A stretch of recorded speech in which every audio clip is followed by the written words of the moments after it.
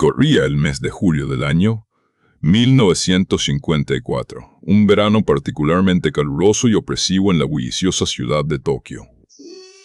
Japón se encontraba en una época de febril reconstrucción y rápido crecimiento económico, intentando dejar atrás las cicatrices de la Segunda Guerra Mundial para abrirse nuevamente al mundo moderno y reclamar su lugar en la comunidad internacional.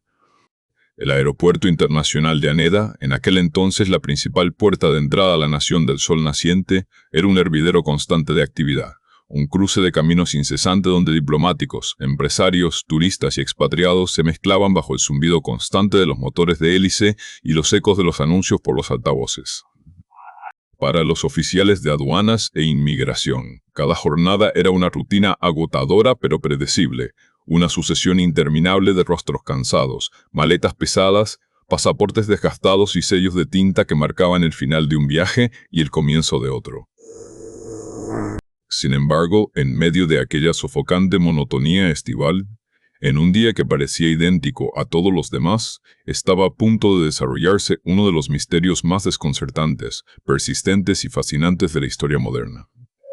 Se trataba de un enigma que, décadas después, seguiría desafiando la lógica, la geografía y nuestra propia comprensión de la realidad, protagonizado por un viajero aparentemente común que pasaría a ser conocido en los anales del misterio simplemente como el hombre de Tauwered.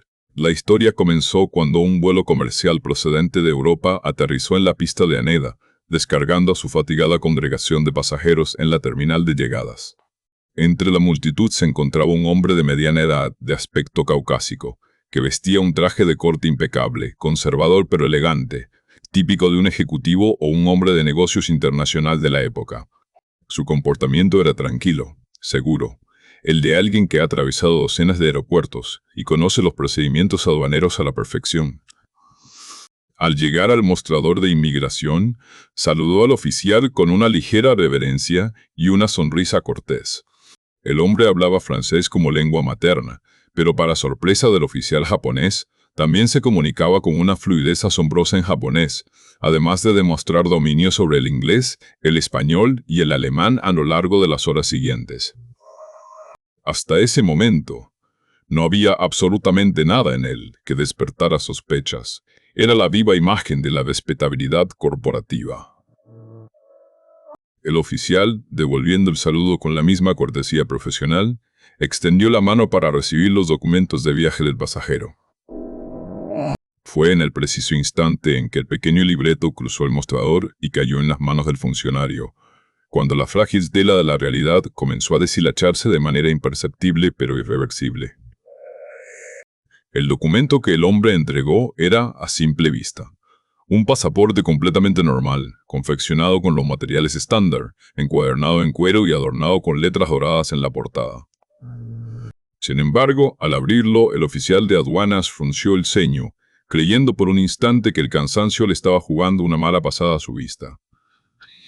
El pasaporte había sido emitido por una nación llamada Tauwered. El oficial, con años de experiencia, revisando documentos de todos los rincones del globo, repasó mentalmente el mapa político del mundo. No existía ningún país llamado Tauwered.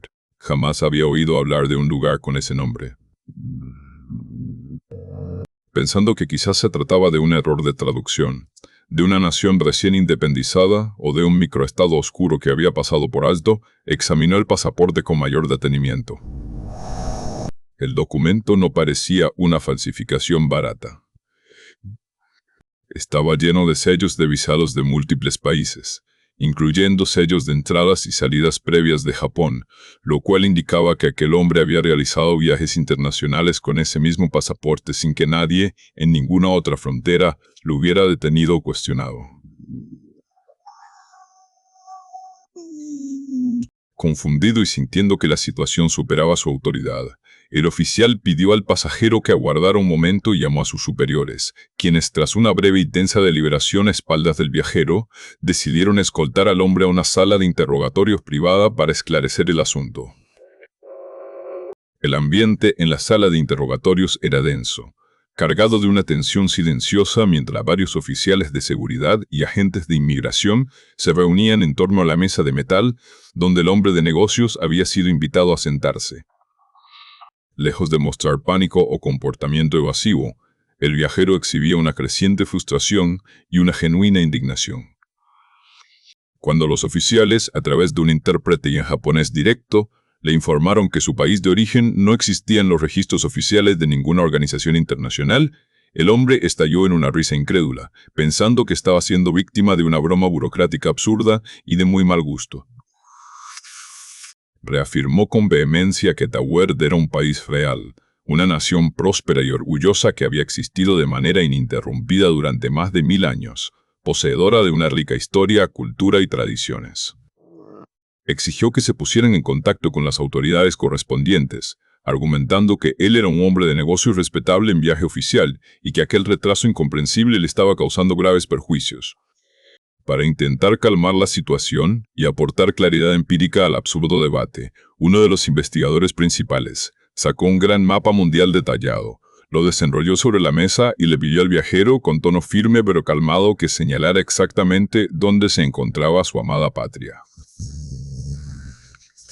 El hombre, exhalando un suspiro de exasperación, se inclinó sobre el mapa, deslizó su dedo índice por el continente europeo y se detuvo con confianza en la frontera montañosa entre Francia y España.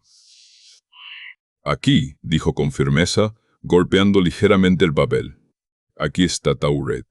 Pero al mirar más de cerca el texto impreso bajo su dedo, la expresión de seguridad en su rostro se desmoronó, dando paso a una máscara de asombro y terror absoluto. En el espacio exacto que él señalaba, el mapa no mostraba Tawerd, mostraba el pequeño principado de Andorra. El hombre retrocedió, pálido, negando con la cabeza. Comenzó a murmurar en francés, tocándose la frente, visiblemente conmocionado. Insistía, con la voz quebrada por la angustia, en que Andorra no existía, que ese pedazo de tierra en los Pirineos había sido conocido como Tawerd desde hacía un milenio. Explicó que su país era más extenso que el diminuto principado que mostraba el mapa, extendiéndose desde las montañas hasta abarcar partes de lo que el mapa consideraba territorio francés y español. Para él, aquel mapa era una falsificación monumental, una locura incomprensible. Fue en ese momento cuando la naturaleza de la interrogación cambió drásticamente. Los oficiales japoneses dejaron de ver a un posible espía astuto o a un contrabandista con un pasaporte falso de alta calidad y comenzaron a ver a un hombre que estaba sufriendo una profunda y aterradora crisis ontológica, un individuo cuya realidad entera estaba colapsando frente a sus propios ojos. Desesperado por probar su cordura y su identidad, el hombre de Tawerd comenzó a vaciar sus bolsillos y su maletín sobre la mesa, ofreciendo cualquier pedazo de evidencia que pudiera anclarlo a su realidad.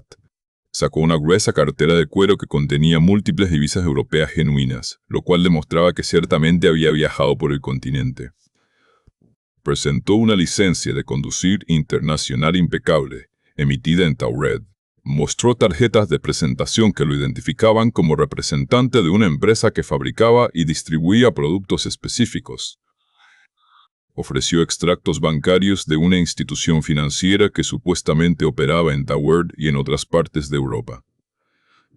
Además, entregó los documentos de su reserva en un prestigioso hotel de Tokio y el itinerario de reuniones que tenía programadas con una corporación japonesa real y conocida. Los oficiales de inmigración, metódicos y exhaustivos, comenzaron a realizar llamadas telefónicas para verificar cada una de estas afirmaciones, con la esperanza de encontrar un hilo del cual tirar para desenredar aquel misterio. Sin embargo, cada llamada telefónica solo sirvió para hundir al hombre en un abismo aún más oscuro. La compañía japonesa con la que el hombre afirmaba tener negocios confirmó que, en efecto, existían, pero aseguraron categóricamente que nunca habían oído hablar de él ni de la empresa que supuestamente representaba. El lujoso hotel de Tokio, donde había asegurado tener una habitación reservada para esa misma noche, no tenía ningún registro bajo su nombre. Más alarmante aún, cuando las autoridades intentaron rastrear el banco internacional que aparecía en sus extractos, descubrieron que la institución financiera simplemente no existía. No había sucursales, ni registros corporativos, ni rastro de su existencia en el sistema bancario global. Incluso los sellos de entrada previos a Japón, que figuraban en su pasaporte, que parecían tan auténticos a simple vista, no tenían correspondencia alguna en los extensos y meticulosos archivos de la aduana japonesa. Era como si aquel hombre, junto con todo su mundo, sus conexiones sociales, su economía y su historia, hubiera surgido de la nada en el preciso instante en que pisó el mostrador de inmigración. Al recibir estas noticias, el viajero se derrumbó en la silla, aferrándose la cabeza entre las manos, consumido por un terror inenarrable. No estaba fingiendo. Su desesperación era visceral, cruda y profundamente humana. Estaba atrapado en una pesadilla, donde él era la única persona cuerda en un universo que había reescrito su existencia entera. Cayó la noche sobre Tokio y la situación había llegado a un punto muerto institucional. Los oficiales japoneses, perplejos y sin saber cómo proceder legalmente con un individuo que provenía de una jurisdicción inexistente, decidieron que no podían retenerlo indefinidamente en las austeras instalaciones del aeropuerto. Necesitaban ganar tiempo para contactar a autoridades internacionales y expertos que pudieran arrojar luz sobre el asunto. Por lo tanto, tomaron la decisión de alojarlo en un hotel cercano al aeropuerto bajo custodia preventiva, mientras continuaban las investigaciones a la mañana siguiente. El hombre, exhausto física y mentalmente, fue escoltado hasta el hotel por agentes de seguridad. Le asignaron una habitación en un piso alto, una precaución estándar para evitar intentos de fuga. La habitación solo tenía una vía de acceso, la puerta principal. Las ventanas no tenían balcones y se abrían a una caída mortal hacia la calle pavimentada de abajo, sin cornisas ni tuberías cercanas por las que alguien pudiera trepar. Para asegurar completamente la contención del individuo, 2 guardias de inmigración armados se apostaron directamente fuera de la puerta de su habitación en el pasillo, con órdenes estrictas de no moverse de allí y de relevarse durante la noche. El hombre cenó una comida ligera que le fue proporcionada y finalmente la puerta se cerró con llave desde afuera. La noche transcurrió en silencio, sin incidentes, sin ruidos extraños provenientes de la habitación, bajo la vigilancia constante de los oficiales en el corredor. Cuando los primeros rayos del sol iluminaron la neblina matutina de Tokio, los oficiales al mando regresaron al hotel para retomar el interrogatorio y decidir el destino del peculiar viajero. Golpearon la puerta de la habitación. No hubo respuesta. Tras llamar varias veces con creciente urgencia, solicitaron al gerente del hotel la llave maestra.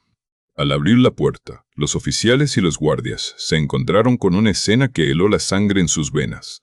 La habitación estaba completamente vacía. No había rastro del hombre de Tauweerd. La cama parecía haber sido usada, pero sus pertenencias personales ya no estaban. Inmediatamente corrieron hacia las ventanas, pero éstas estaban cerradas con los seguros internos intactos. Incluso, si hubiera logrado abrirlas, la altura habría garantizado una muerte segura, y no había ningún cuerpo en las calles circundantes, ni signos de que alguien hubiera utilizado cuerdas o equipo de escalada.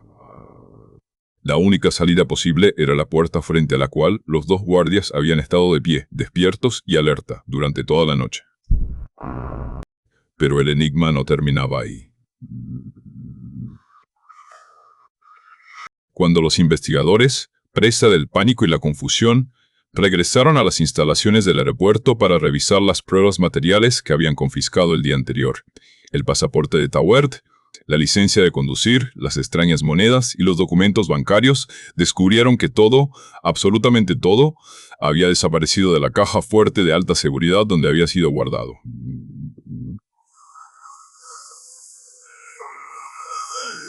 Sin dejar una sola pista física, el hombre y su país de origen se habían esfumado como el humo en el viento, dejando tras de sí únicamente la leyenda.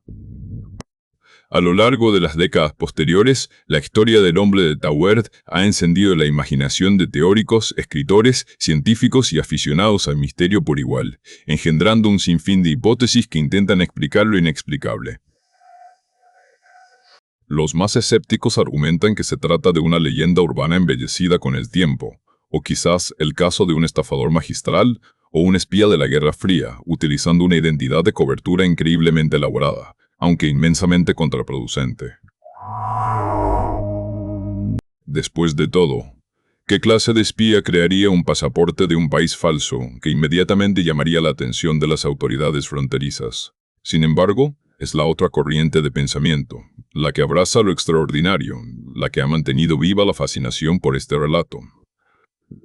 Para muchos, el hombre de Tauret es la prueba anecdótica más convincente de la existencia de dimensiones paralelas o del vasto e incomprensible multiverso. Según esta teoría, basada tangencialmente en interpretaciones extremas de la mecánica cuántica, nuestro universo es solo uno entre infinitos universos que existen simultáneamente, vibrando en frecuencias ligeramente diferentes. En uno de esos universos paralelos, la historia de la Tierra se desarrolló de manera distinta, y en lugar de Andorra floreció la antigua y orgullosa nación de Tauert. Bajo esta perspectiva fascinante y aterradora, el hombre en el aeropuerto de Aneda no era un loco, ni un mentiroso, ni un espía. Era un viajero interdimensional accidental.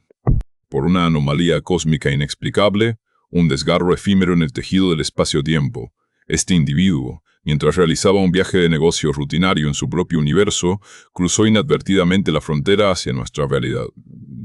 Su desesperación en la sala de interrogatorios fue la reacción genuina de un hombre cuya línea temporal había colapsado, encontrándose varado en un mundo que negaba su propia existencia. Y de la misma manera inexplicable en que llegó, se postula que la anomalía se corrigió a sí misma durante la noche en aquella habitación de hotel, atrayéndolo de vuelta a su universo original, llevándose consigo todas las pruebas materiales que pertenecían a su dimensión, restaurando el orden en nuestra realidad y dejando atrás solo un vacío imposible. Ya sea una elaborada ficción tejida en el folclore moderno o un genuino vistazo a los aterradores abismos de la cosmología y las realidades alternativas, la historia del hombre de Tauert persiste, nos obliga a cuestionar la solidez del suelo que pisamos, la fijeza de las fronteras que dibujamos en nuestros mapas y la inquietante posibilidad de que el mundo que conocemos sea tan solo un susurro frágil en la inmensa, ruidosa e incomprensible sinfonía del multiverso.